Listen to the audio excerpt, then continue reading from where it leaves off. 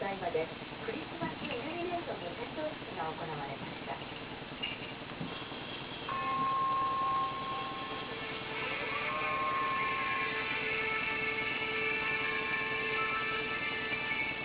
点灯されたクリスマスツリーの高さはおよそ5メートル。